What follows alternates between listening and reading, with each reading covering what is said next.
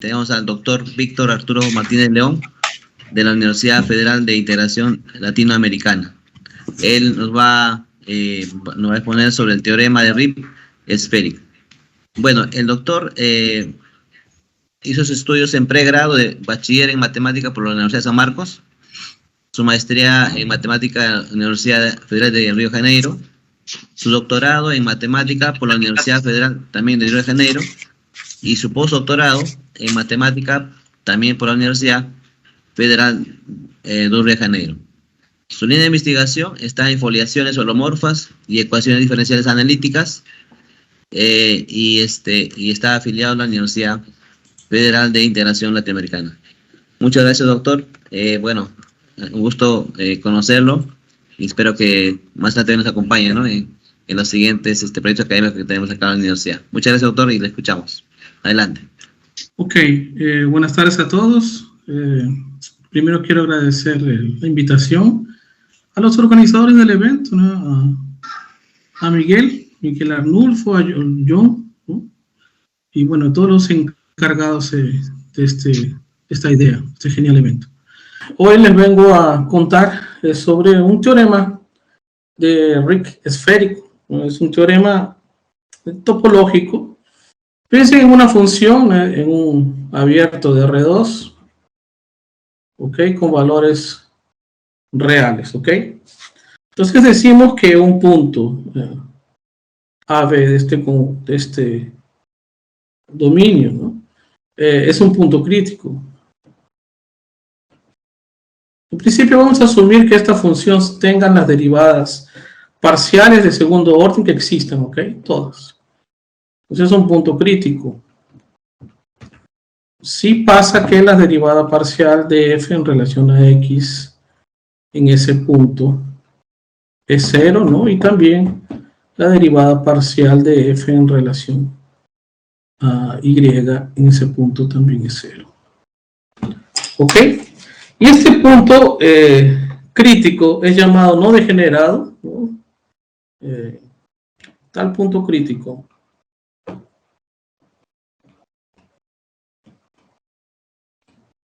es no degenerado si el determinante de la hessiana, ¿no?, el determinante de la hessiana de esa función en ese punto AB es diferente de 0, ¿no? O sea, esto quiere decir que la segunda derivada de f en relación a x al cuadrado en AB multiplicado por la segunda derivada de f en relación a y cuadrado en ese punto menos la segunda derivada de f en relación a x en relación a y en ese punto, todo al cuadrado, o sea, todo esto es diferente de 0. ¿Ok? Ese sería un punto crítico que es no degenerado. ¿Ok? Y bueno, entonces cuando el hessiano es positivo, no tenemos un criterio, ¿no? Si el hessiano, si ese determinante del hessiano, ¿no?, si el determinante del hessiano de esta función en AB es positivo, entonces tenemos chance a tener un punto de máximo, ¿no?, o de mínimo.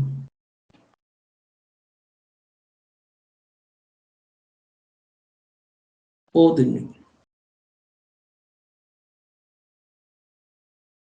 ¿Ok? Pero el caso en el que el determinante de este hessiano es negativo, no podemos tener que es un máximo o un mínimo, pero en este caso llamamos que es un punto de silla, ¿no? Entonces tenemos una silla. ¿Ok? Entonces esta nomenclatura es justificada por el famoso lema de Morse. ¿Ok? Ese lema de Morse afirma que esta función la podemos escribir en un sistema de coordenadas de esta forma. ¿Ok? Entonces eso es lo que vamos a intentar ver, ¿no?, en esta conferencia, ¿no? ¿Ok? De hecho, esto es dado por la teoría de Morse. que es una de las piedras fundamentales en el estudio de las funciones y del impacto de la combinatoria de sus puntos críticos en la topología del ambiente donde el cual nos encontramos definiendo, ¿no?, nuestro estudio. También es fundamental en el estudio de las interacciones de funciones a través de sus puntos críticos y de la dinámica de ciertas ecuaciones diferenciales.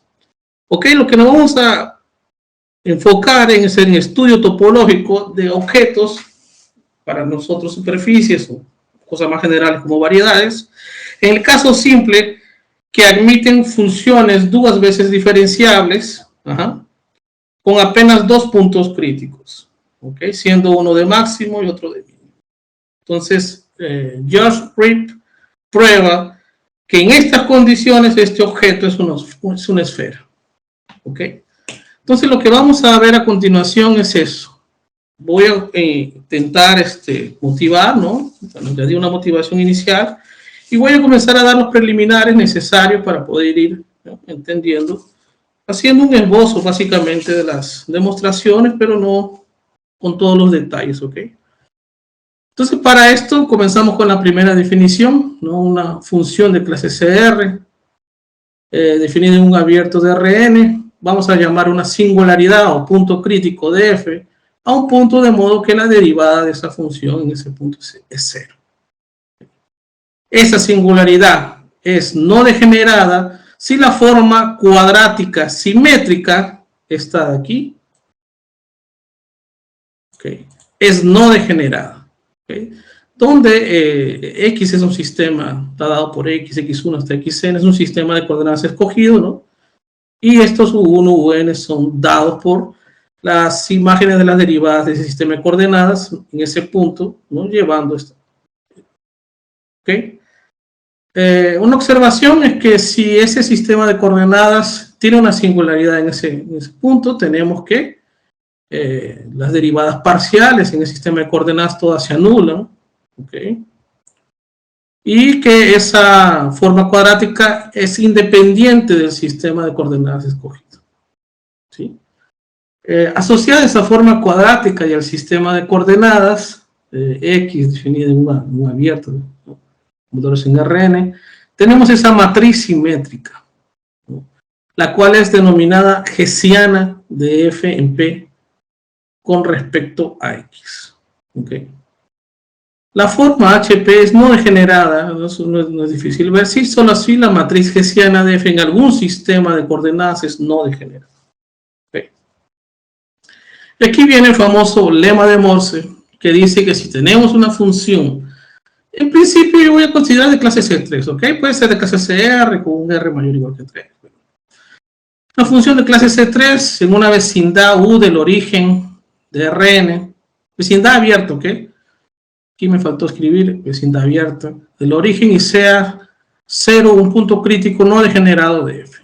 Entonces existen coordenadas y1 hasta yn en un abierto w, ¿no?, conteniendo 0 y contenido en u, de tales que en estas coordenadas la f se escribe en forma cuadrática, o sea, de esta manera. ¿Ok? Este R es el índice de f en 0. Se puede definir, pero no es necesario para la demostración, lo vamos a ver ahora. En particular, 0 es un punto crítico aislado, ¿ok? Partiendo de eso aquí. Entonces, voy a dar un esbozo de la demostración de ese teorema, de ese lema de Morse. Entonces, vamos a dar un esbozo de demostración del lema de Morse. Ok, sin pérdida de generalidad,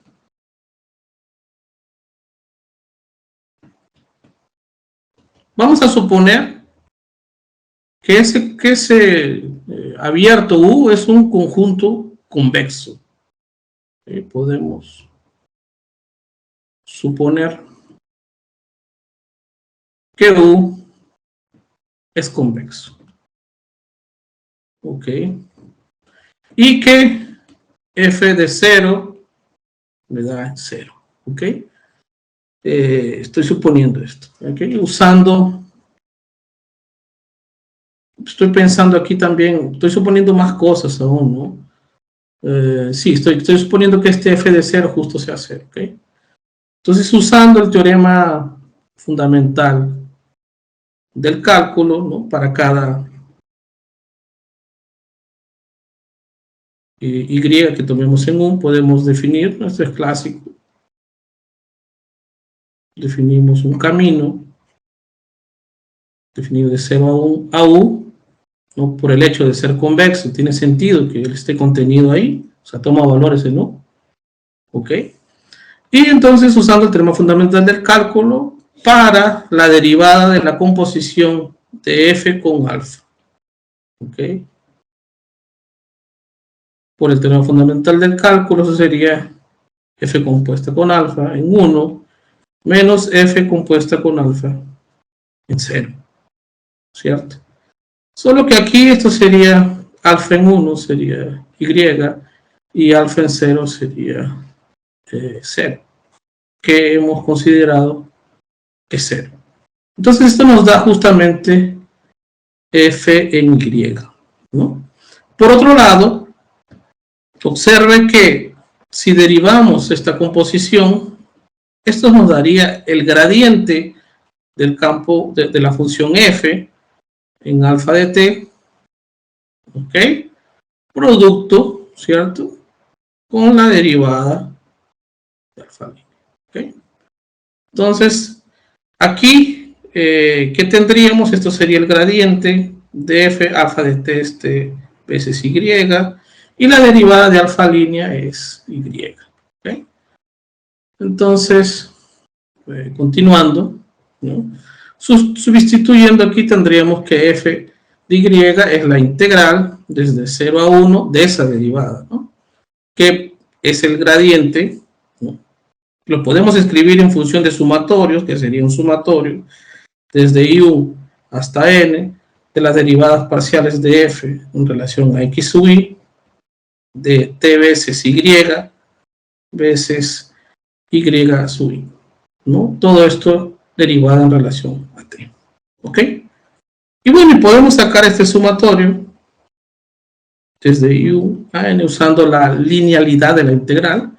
La integral entra, ¿no? Y tendríamos integral de 0 a 1 de la derivada parcial de f en relación a i, ¿no? De t sub i sub i de dt. Ok, bueno, aquí voy a sacar aquí el i sub i, y sub i. Ok. Entonces a esta va a ser como mi nueva función. Voy a llamar y sub i de y. O sea, para cada i estoy definiendo una función dada por la derivada parcial de f en relación a x sub i. Y de nuevo, uno puede hacer este jueguito de, para esta función, aplicar el teorema fundamental de cálculo a un camino definido. Entonces, de nuevo, ¿no? Para cada i desde 1 hasta n, ¿no? Definimos lo que dije, ¿no?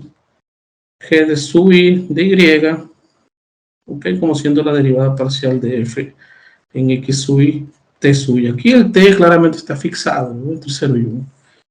¿Ok? Entonces, y consideramos otro camino, ¿no? Beta definido desde 0 hasta 1, a u, ¿no? Solo para no confundir las notaciones de s veces y nuevamente. Y de nuevo usamos el teorema fundamental del cálculo para la composición, ¿no? De esta g sub i con este camino. Y derivamos esto en relación a s. Teorema fundamental del cálculo de nuevo nos va a dar g sub i en y menos g sub i en 0, que bueno, como estamos definiendo, ¿no? Es un punto crítico, esto se anula, ¿no? Esto es 0. ¿Okay? Entonces, tenemos que el g sub i en y sería la integral. De nuevo, aquí tendríamos un gradiente, o sea, tendríamos un sumatorio, ahora desde j1 hasta n, ¿no? De las derivadas parciales ahora de g sub i en relación a las coordenadas, ahora fueron mudadas, ¿no? Y sub j, ¿no? En y sub j, ¿ok? Todo esto de DS, ¿no? Y de nuevo podemos usar la linealidad, ya sustituir esta G sub I de Y aquí, ¿no? Y tendríamos lo siguiente, tendríamos que F de Y sería un sumatorio desde I1 hasta N, de este sumatorio desde J1 hasta N, ¿no? De la integral de 0 a 1, de la integral de 0 a 1, de las segundas derivadas. Recuerden que la G sub I es la derivada parcial de F en relación a X sub I. O sea, esto sería la segunda derivada, ¿no?, de F en relación a X sub J, ¿no?, organizando aquí las notaciones, de TS, que es derivada en relación a T, en relación a S. Y aquí multiplicado por Y sub I, Y sub J. ¿Ok? Entonces todo esto es lo que nosotros vamos a llamar A sub IJ Y. ¿Okay? Entonces mi F inicial la puedo escribir como un sumatorio desde I y J variando hasta, ¿no?, de 1 hasta N, ¿no?, de estos A sub IJ, Y, y J. ¿Ok? Como la F es de clase C3, y aquí estamos derivando hasta segundo orden, claramente la A sub IJ es de clase C1 por lo menos. Ok. Entonces consideremos ahora, ¿no?, ya estamos abriendo el camino para poder darle la forma del lema de Morse. Ok. ¿Cómo sería el lema de Morse? Estamos pensando en, esto no va a aparecer, o sea, va a ser así, ¿no? La idea es que esto pase. Entonces, ¿qué vamos a considerar aquí? Vamos a definir una matriz, una función matricial, ¿no?, A sub Y, que tiene entradas a estas funciones pequeñas, A sub I, J, Y, ¿ok? Con I y J variando desde 1 hasta N, ¿ok? Entonces, por el lema, por el teorema de Schwarz, ¿no? Clairaut, Schwarz, como la F de clase C3, en particular de clase C2, entonces esta de aquí es simétrica. Una matriz simétrica. ¿Ok? Entonces, vemos en cuenta esto. Entonces notamos, haciendo esta notación, que podemos escribir, ¿no?, podemos escribir la F de Y como siendo un producto interno de esta matriz multiplicado con este vector, con este, ¿ok? Entonces, claramente eso está. Y ahora, por el hecho de que el 0 es un punto crítico no degenerado, ¿no?, entonces tenemos que esta matriz en 0 es no singular. ¿Ok? Entonces existe su inversa, ¿no? Y bueno, no es difícil ver que podemos escribir esta matriz A sub I como siendo A sub 0 veces otra matriz, B sub I. Claramente B sub I sería A sub I multiplicado por la inversa de A sub 0. Donde está B sub I, Y es de clase C1. Porque la A es de clase C1. ¿Ok? Entonces, hemos sentido que todas sus entradas son de clase C1, ¿no? Entonces, note que el B de 0 es la identidad, ¿cierto? Y bueno, un ejercicio simple de la álgebra lineal es que se puede probar que esta B sub I se puede escribir como C sub I, ¿no?, al cuadrado. O sea, otra matriz, ¿no?, para un I próximo de 0. ¿Ok? Es un ejercicio. ¿Cierto? Y bueno, entonces así tendríamos lo siguiente, que el A sub I ahora sería en verdad A sub 0 veces C sub I al cuadrado, ¿no? ¿Sí? Entonces cuando tomamos transpuesta a esta matriz, me va a quedar la transpuesta de esta al cuadrado multiplicada por la transpuesta de A sub 0, ¿no es cierto? Ok. Pero pasa que esta matriz A sub i es simétrica, entonces es igual a su transpuesta, ¿cierto? Entonces A sub i sería igual a C sub i transpuesta cuadrado igual a esto, A sub 0 por 0, simétrica. Ok, de donde podemos dejar en evidencia C sub i transpuesta al cuadrado, y esto nos daría A sub i A sub 0 por menos 1, ¿cierto? Y bueno, y sustituyendo de nuevo el A sub i, esto sería el A sub 0 C sub i al cuadrado, ¿no? Lo habíamos dicho al inicio. Aquí, ¿no? Ok. Entonces, eso queda A sub 0 a la menos 1. Y como esta matriz es inversible, esta es la misma cosa, ¿no? Un ejercicio simple de álgebra lineal. Esto al cuadrado, ¿cierto?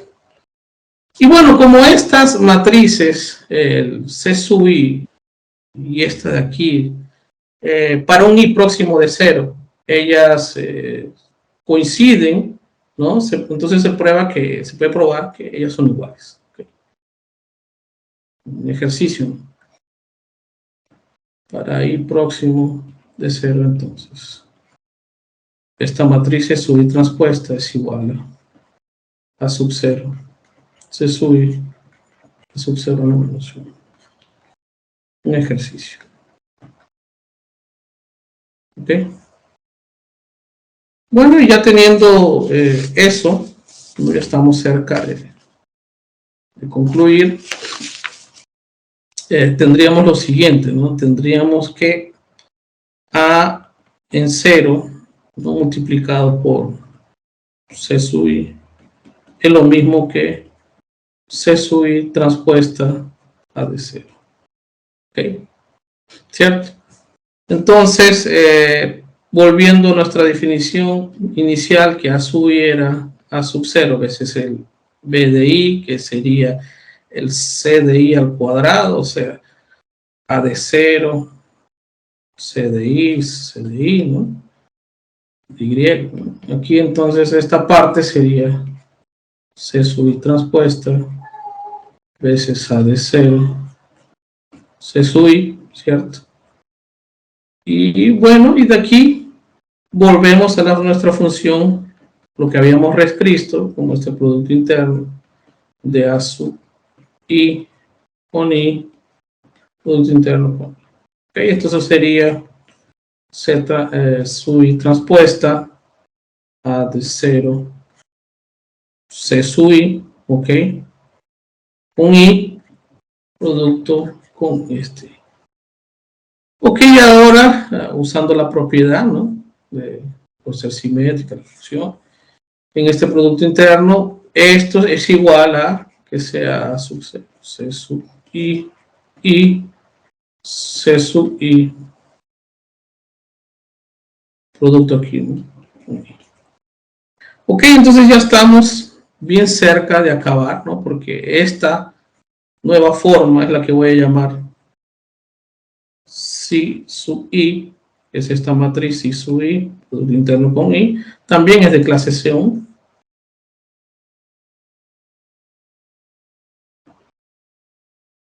Ok, es de clase C1. No, y no es difícil ver que si derivamos y aplicamos en un vector, esto es la derivada parcial de C en relación a B de i, producto con i, más C de i con B. Ok, y se observe que esa derivada en 0 en B nos va a dar simplemente C de 0 de B, y C de 0 era la identidad, ¿no? Porque el B es la identidad, entonces este es el B, y entonces tendríamos que esta derivada en 0 es la identidad, por tanto es un difeomorfismo local, ¿no? Es un difeomorfismo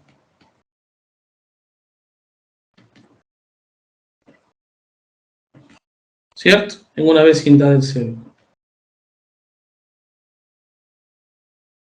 Listo, entonces podemos invertir las variables, encontrar este nuevo sistema de coordenadas, ¿cierto? Y en este nuevo sistema de coordenadas, ¿no? Entonces nuestra función en x va a ser de esta manera, va a ser a sub 0, x, ok, que va a ser un sumatorio desde i1j hasta n de los a sub ij ceros, ¿no? De este xi, xj. Y bueno, y ahora por el hecho de esta matriz ser simétrica, ¿no? El a sub 0 es diagonalizable, ¿no?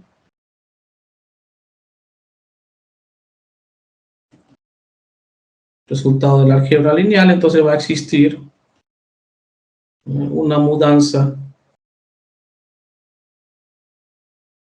de coordenadas, ¿no? Vamos a llamar esa z en torno del origen, ¿no? Tal que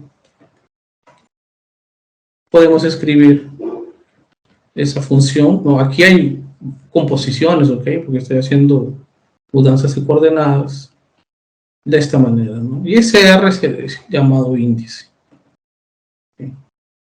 Que viene del álgebra lineal. Sería la dimensión, ¿no? Más las dimensiones de un subespacio. Ok, bueno, entonces esa sería básicamente la idea de ese lema de Morse. ¿Okay?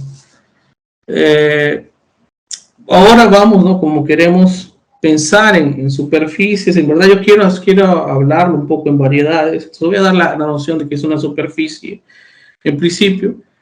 Entonces un subconjunto M de Rn es una superficie regular de clase CK y dimensión M, si para cada punto en M existe una aplicación F definida de U, un subconjunto de Rn, a valores en W, un subconjunto de Rn de clase CK, de tal manera que la primera condición, que esa aplicación es una inmersión, o sea, que la derivada de esa función es inyectiva para todo X en U, y que esos conjuntos U y W son abiertos, y esa función phi definido de U, dado para B, que es la intersección de W con M, es un homeomorfismo. ¿Okay? En este caso decimos que esta phi es una parametrización de M en una vecindad de P. ¿Okay? Y bueno, entonces esto, ¿qué es lo que está pasando? Básicamente, esto es lo que tenemos, ¿no? Aquí tenemos nuestra superficie dada en un subconjunto de Rn, estamos tomando un punto. Ok, entonces aquí existe un abierto de Rn, que está aquí intersectando este M, de tal manera que tenemos una aplicación definida en un subconjunto Q de Rm, de manera que esta es una inmersión. Ok, y lo que decimos, ¿no? Que que estos U y W son abiertos y que es sobre su imagen, o sea, sobre B, la intersección de estos dos es un homeomorfismo. El resultado que estaba por decir es que si ahora tomamos otro abierto y otra parametrización, ok, definida en algún otro subconjunto de Rm, entonces esta mudanza de aquí de coordenadas de una para otra es un difeomorfismo siempre. Ok, phi a menos 1, phi tilde a la menos 1 compuesta con phi. Va a ser un difeomorfismo. Ok, es lo que básicamente dice el siguiente, ¿no? Las dos parametrizaciones, de modo que tengan intersección aquí, entonces tenemos que la mudanza de coordenadas es un difeomorfismo. Si las parametrizaciones son de clase CK, es un difeomorfismo de clase CK. Okay. Y bueno, la colección de parametrizaciones es lo que se llama un atlas, ¿no? Y sus imágenes van a cubrir la superficie. ¿Ok? Entonces la superficie se llama de clase CK si podemos tomar parametrizaciones de clase CK, ¿no? Para obtener un atlas. Entonces en todo esto podemos abstraer ese concepto para un objeto, ¿no?, que le llamamos de variedad. Solo que no tomamos parametrizaciones, sino tomamos lo que llamamos cartas, que en este contexto serían inversas de parametrizaciones, ¿ok? En principio él estaría definido en algún conjunto aquí de Rn, ¿no?, de aquí para aquí, ¿no? Bueno, se puede probar por teoremas que es la dimensión, que si hay otra carta tienen que venir de algún subconjunto también de Rn, ¿ok? Y también la mudanza de coordenadas funciona aquí, ¿ok? Pero bueno, piensen que las variedades son como superficies. Al fin hay un teorema, que es el teorema de Whitney, que dice que toda variedad está mergullada en una superficie, para algún R grande. Para algún número natural grande, ¿no?, en algún Rn con ese n grande. ¿Ok? Entonces lo que sigue a seguir es definir el espacio tangente a una superficie en un punto, no piensen en una variedad. Entonces el espacio tangente a un punto es definido como la imagen de la derivada de esta función, ¿no?, por ese Rm iniciando en ese punto P sub 0. ¿Okay? Está definido así, ¿no?, partiendo de un punto. Bueno, y después se puede caracterizar esto, ¿no?, con el conjunto de los... Se puede caracterizar que el espacio tangente a un punto simplemente está dado por los caminos, por las derivadas en el punto cero de los caminos que parten de ese punto, ¿no? ¿Ok? En el contexto de variedades se tiene que tener un poquito más de cuidado porque ahí necesitamos de ir por las cartas, ¿no?, que ya que se tiene una variedad, ¿no?, y tendríamos un camino definido en la variedad, ¿no?, definido sobre un intervalo, aquí estaría un camino, ¿no? Entonces aquí precisamos ir a través de la carta, ¿no? Y aquí vamos para un camino, sería en Rn, ¿no? Entonces tendríamos esta composición, ¿sí? Entonces en ese caso necesitamos, para que esté bien definido el espacio tangente, definir una relación de equivalencia. Entonces dos caminos que inician en un mismo punto, ¿no?, punto P, o sea, lambda en 0, P y mu en 0P, ¿no?, aquí lambda en 0P, ellos serían equivalentes, ¿cierto? Si en esta composición las derivadas en ese punto coinciden. ¿Ok? Entonces ahí tenemos en ese conjunto, ¿no?, que inicialmente agarramos, hacemos esta relación de equivalencia y es lo que nosotros vamos a, en una variedad, definir un espacio tangente. ¿Okay? Bueno, entonces, bueno, lo que se puede ver es que uno puede encontrar representaciones locales de una función, o sea, entre superficies, y agarro dos superficies, y yo digo es diferenciable si una representación local es diferenciable, ¿no? O sea, en este sentido, de tener así, ¿no?, agarro una superficie aquí, M, aquí otra superficie aquí, N, una aplicación F, tomamos un punto, aquí su imagen. Aquí tenemos una parametrización phi definida aquí en algún abierto, y tenemos otra parametrización, ¿no?, donde psi de B, aquí psi, aquí algún abierto. ¿Okay? Ok, entonces de modo que siempre se verifique que esta es la phi de 1, que F, ¿no?, para que tenga sentido la composición en phi de U esté contenido, ¿no?, aquí. Entonces ahí tiene sentido hablar de esta composición.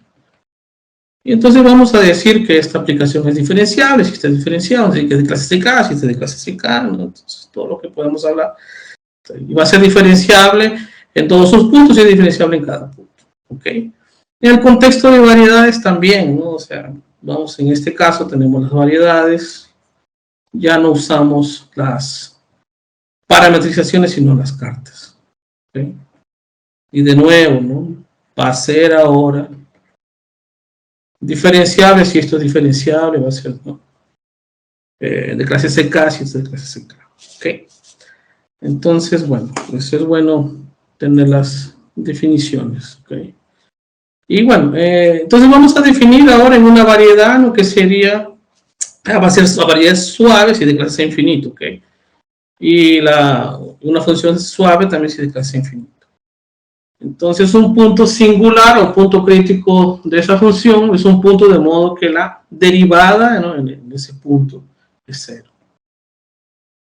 ¿Ok? Y un punto singular es no degenerado si para algún sistema de coordenadas, ¿no?, cuando yo baje por la carta, ¿no?, eso posee una singularidad no degenerada en este punto. Entonces sería la idea. Ok, entonces, podemos definir aquí lo que es el índice, ¿no? Y también cuando una forma cuadrática es positiva, ¿no? En este caso, dada una variedad suave, dimensión n y una función suave y un punto singular de f, y en un subespacio del espacio tangente, decimos que h de p es positiva o respectivamente negativa, ¿no? En E, sí se verifica que h de p u es positivo, respectivamente, ¿no?, si esto se verifica que es negativo. Para todo u fuera del espacio vectorial, sacando el 0. Y el índice de esto va a estar dado por el máximo de las dimensiones de todos los subespacios del espacio tangente que están definidos aquí de negativo. ¿Okay? Ese es el índice. Ok. Y entonces tenemos una versión del lema de Morse para variedades, ¿no? Entonces basta solamente encontrar las representaciones locales, aplicar el lema de Morse y subir, ¿no? Entonces sea una variedad suave, dimensión n y una función suave y un punto singular no degenerado con ese índice, entonces existe un sistema de coordenadas en una vecindad de P de modo que la puedo escribir así. ¿Okay? Entonces, en otras palabras, la función es localmente equivalente a esto. ¿Cierto?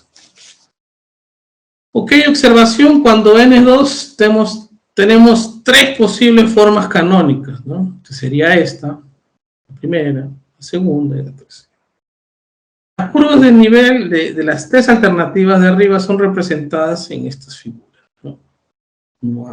Estas A y C, cuando los dos son negativos o positivos, representan centros. Y cuando hay una diferencia en los signos, tenemos lo que llamamos silla.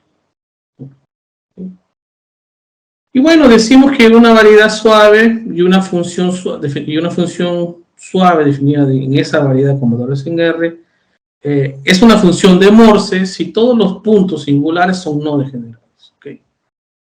Y bueno, y entonces, dado una variedad suave y una función suave y A y B reales, ¿no?, tales que A mayor que B, entonces estamos una cosa así.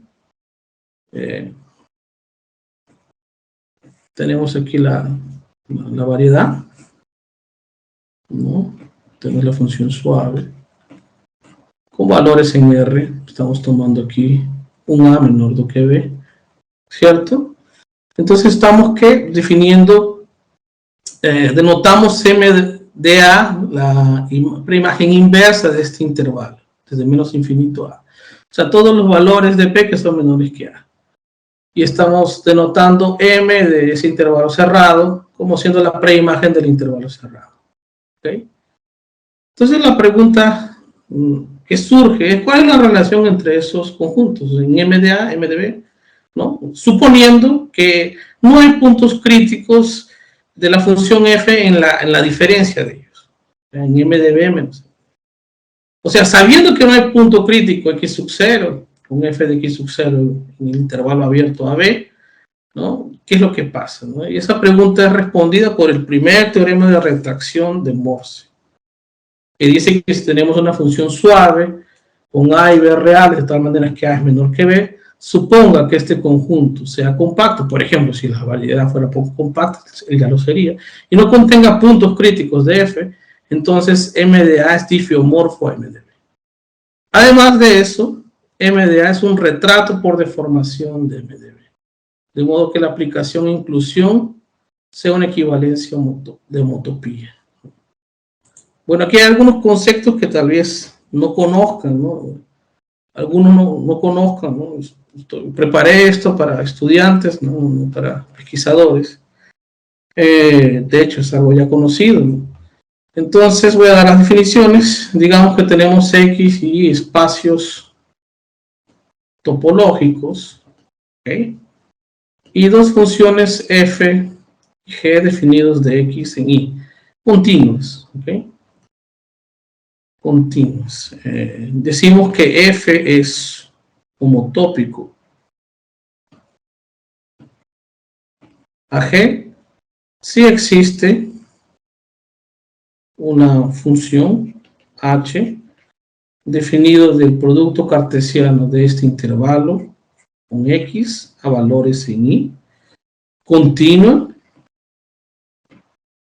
de tal manera que h en 0 de x sea esta función f de x y que h en 1 de x sea esta función g de x. ¿Okay? Todo x en x. Esa aplicación h es llamada de homotopía entre f y g. Y cuando pasa, no se denota así, ¿no? Algunos libros denotan así. Okay, voy a usar esa notación. Eso significa que son homotópicos. Entonces ahí él habla también de equivalencia homotópica. ¿Qué es una equivalencia homotópica? Es cuando una aplicación continua f definido de x en y es una equivalencia homotópica.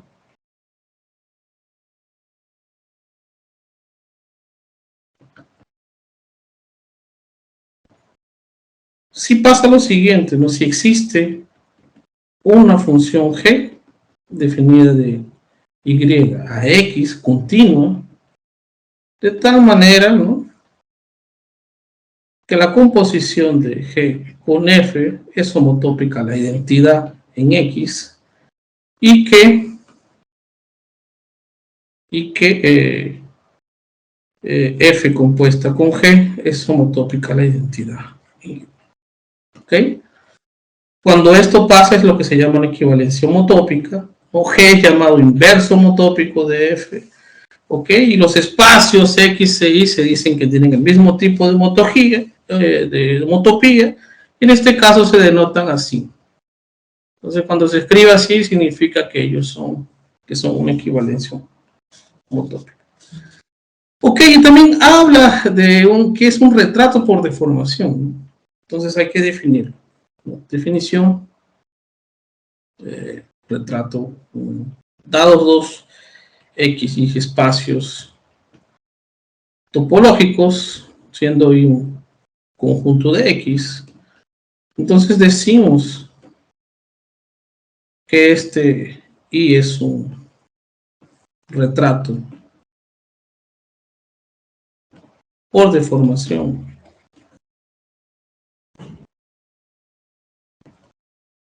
de x, ¿no?, si existe una homotopía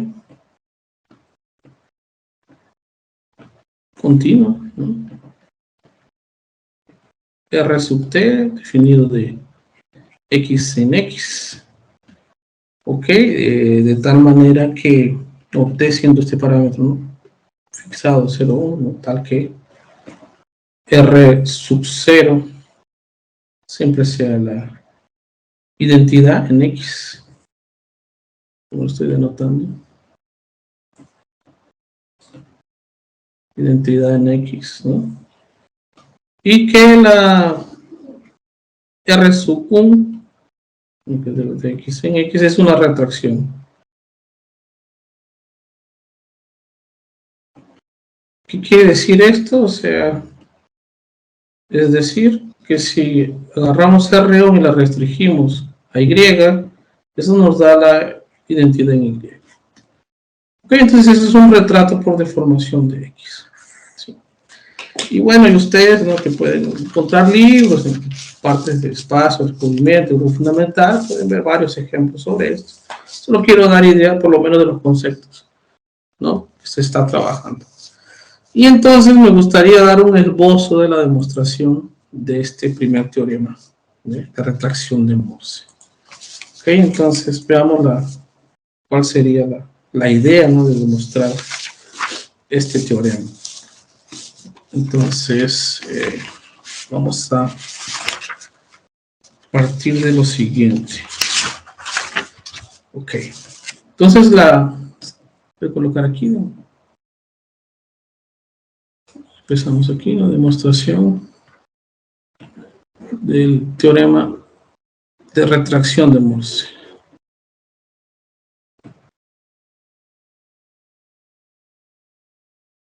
Entonces, la idea es en principio, ¿no? Al hacer esta retracción, es como que agarrar este conjunto MB y bajarlo, ¿no? Bajarlo a este, ¿no? Imaginen, tenemos ¿no?, en la variedad, tenemos aquí un M sub A, ¿no?, o el M sub B. Ok, este es el M sub B, este es el M sub A, ¿no?, llevando aquí, mirando como una preimagen, o sea, una subvariedad que obtenemos. Y la idea es encontrar algo que haga que eso baje, ¿no? Entonces, la idea de hacer esto, uno puede hacerlo de forma intuitiva. Si estuviéramos pensando en una superficie, simplemente mirando el campo gradiente. Claro, para que sea decreciente, le pongo el señal menos el campo gradiente, y ahí sería esto la estrategia, ¿no? Mirar, ¿no? Porque hay las órbitas, ¿no? Porque asociado a ese campo gradiente hay un flujo y las órbitas me generan, ¿no? Harían eso, ¿no? Eso me definiría esa retracción. El problema es que estamos en una variedad, ¿no? Y bueno, en principio no tenemos una métrica definida y otra, cómo se define un campo gradiente, y otra, este campo debería estar definido para todos los reales, lo que se llama que el campo tiene que ser completo, ¿no? Entonces hay varios problemas ahí, ¿no?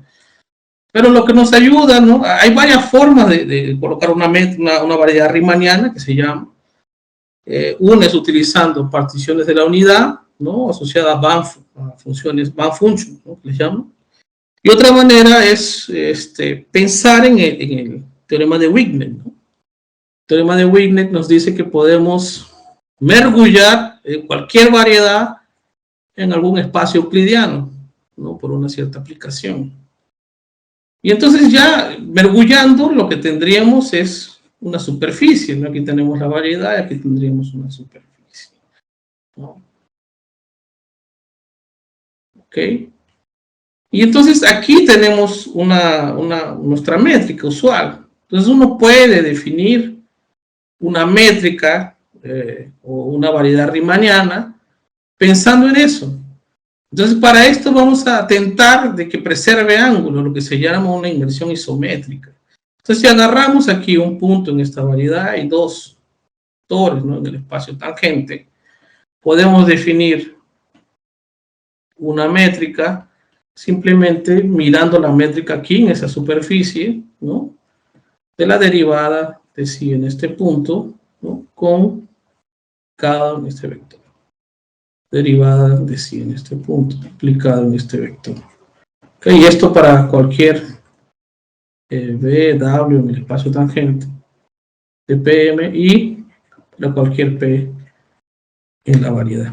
Ok, entonces ya definimos una métrica riemanniana de esa manera, ¿no?, que es una inversión isométrica. Bueno, entonces ya teniendo eso, fíjense, ya tenemos definido una variedad riemanniana. ¿Cómo definimos un campo gradiente, ¿no? Entonces vamos a definir un campo gradiente. Definimos en el campo exigiendo, ¿no?, exigiendo que en esa métrica riemanniana, ¿no?, pase esto, que eso sea la derivada de mi función en P aplicado en P, que para cualquier vector en TP y para cualquier P. O sea, aquí ya tenemos definido un campo gradiente. Bueno, ya tenemos un problema resuelto, pero él no necesariamente tiene que ser completo, ¿no? ¿Cómo completamos? Entonces, para que él sea completo, necesitamos crear funciones. No es difícil ver que se puede crear una función de clase C infinito de M con valores en espacio infinito, definida así. 1 dividido sobre, ¿no? Y el factor que no tiene singularidades en alguna vecindad, ¿no? Una vecindad, en una vecindad U que contiene B, que contiene este conjunto, ¿no? Porque aquí ya no tenemos singularidades. Aquí estoy bien, ¿no? Eso funciona y fuera lo hago 0. Fuera de U. Se puede probar que es de clases infinito. Entonces ya ahora sí agarro este nuevo campo, le multiplico a este campo gradiente y este sí es un campo global. Es un campo global en M. ¿Ok? De modo que se verifica que este campo es 0 fuera de U y que este campo coincide con el gradiente de F dividido por la al cuadrado. ¿Ok? En este conjunto. Ok, en particular este campo tiene soporte compacto en M, ¿no? Y por tanto él es completo, ¿no? Es un ejercicio ahí. Una vez que haciendo este campo completo, ¿no? Aquí es completo. Ok, entonces las soluciones de la ecuación diferencial tienen intervalo maximal definido en todos los reales. Entonces podemos considerar el flujo global. El flujo. Phi sub t, que es un difeomorfismo, ¿no? Okay. Que tiene la propiedad, que verifica la propiedad fundamental del flujo, ¿no? Que phi de t más s no es otra cosa que la composición de phi de t con phi de s. Una vez que ya se ha definido esto, fijado un elemento en M, si tenemos que ese flujo y que en ese Q pertenece a ese conjunto, entonces aquí siempre se tiene que esta derivada en relación a T de esta composición de F con este flujo en Q, ¿no? En Q, sería, no por definición, sería el gradiente de F en phi sub T de Q, en el campo en phi sub T. Okay. Que bueno, fuera de... no, en U está definido como el gradiente de F, ¿no? Dividido por su norma. Lo que estamos en realidad probando es que esa derivada es 1. ¿Ok? Dividido por su norma. Esto aquí. Esto es 1, o sea, es una aplicación afín. ¿Ok? Teniendo que es una aplicación afín, o sea, tenemos que T, esta F compuesta de T, que es una aplicación afín, o sea, es en verdad de la forma T más alguna constante, ¿no? Porque esa derivada sale 1. Entonces, así, con esta propiedad, ¿no? Podemos probar que ese flujo en B menos A está definido de M en M, que es un difeomorfismo. Él hace esto. Él lleva M de A en M de B. ¿Okay? Es un ejercicio también, lo pueden probar. Y ya con eso, ¿cómo construyo la retracción? La retracción ya está dada. Va a ser así, de M de B en B. Entonces, simplemente la defino como ella misma si está en MA. Y si está en M de ese intervalo, la voy a definir como este flujo en T en este A menos F de Q en Q. ¿Okay? Y con esto pueden verificar que R en 0 es la identidad. ¿Okay? Y R1 es una retracción de M de B en M de A. Ok, bueno, solo para acabar, ¿cómo concluimos nuestro resultado? ¿Cuál es el resultado que quería probar? Es que si tenemos una superficie regular compacta con x de dimensión m, supongo que esa variedad admite una función de Morse de clase C2 con singularidades apenas tipo Morse y que apenas tenga 2 puntos críticos. Entonces, esa superficie es homomorfa a una esfera. ¿Ok? Siendo esa esfera, la esfera unitaria. Entonces, solo para acabar, Solo decir cómo se finaliza por lo menos la idea, ¿no? Demostración del teorema de Ripp. Ok, como M es compacto, ¿no? Como esta variedad es compacta y esta función es continua, ¿no? Y solo tiene apenas dos singularidades, entonces necesariamente una voy a llamar al máximo de n, ¿no? Y este es el mínimo de f. Ok, entonces esos dos son puntos críticos, no por hipótesis. Solo tiene dos. Que ya siendo el máximo, ¿no? Siendo mínimo, es un punto crítico. Punto crítico. Ok, entonces, estas también son singularidades de Morse, ¿no? Por hipótesis. Singularidades de Morse. Entonces, como no son sillas, no son máximos, son mínimos, entonces ellos lo único que son centros. ¿Recuerden cómo teníamos los centros? Y entonces, ¿qué es lo que vamos a hacer, no? Digamos que tenemos por aquí, ¿no? Ese es el punto N, que es el máximo. Por aquí tenemos el punto S, que es el mínimo. Y nosotros localmente podemos aplicar el lema de Morse y tenemos así, localmente. ¿Ok? Entonces, por el lema de Morse localmente, vamos a obtener aquí su variedad o su conjunto, su sub n, u sub s, ¿no? De modo que todos estos son homomorfos a cosas así, ¿no? Todos estos también, cosas así. ¿Ok? Está dada por la función. Aquí el f de s es el a, el f de n es el b. ¿Ok?